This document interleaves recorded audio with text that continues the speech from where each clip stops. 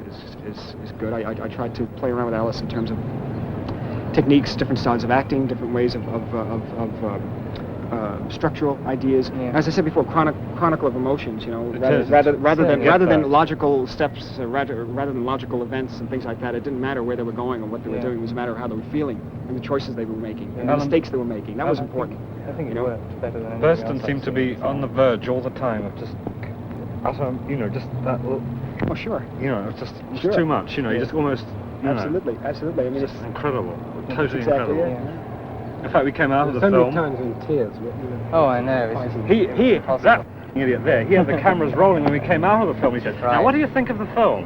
And we did our conversation all the way down the street. We were all a bit strange. Blind up the street. And I thought, if I ever speak to him, I don't know what I'm going to say to him about the film. I know, the thing. I don't know, it's just crazy. Oh, there we go. We're back on? No, the battery must be on. You okay? I'll remind you, this is just how I shoot. Okay, fine. That's true. Yeah. Sandy over there was, she inaugurated a program of touching. Because he was very cold and very intellectual, the child.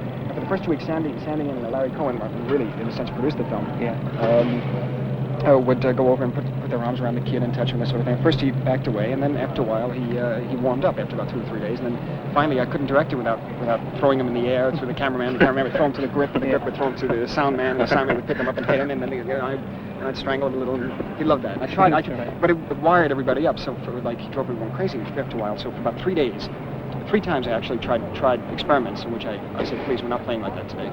And those days were ruined because he couldn't remember his lines. We started with a basic script, and then we worked with the script writer on changing certain things. And then Ellen and I got together and did some videotapes, improvisations with other actors, and monologues. Then Sandy Weintraub was my associate producer, and Larry Cohen got together and with me, and we from the videotapes made new scenes, and from the new scenes gave those new scenes to Robert Getchell, the writer. Getchell rewrote that, and then I went back with Ellen and improvised more on that, and went back and forth like that. What was that film you made with your family, Tony? That's my favorite movie actually. That's called Italian American. Have you got a picture of it? The Prince is arriving in a few days. Oh, I'd love to see it. It's called Italian American. It's almost an hour long.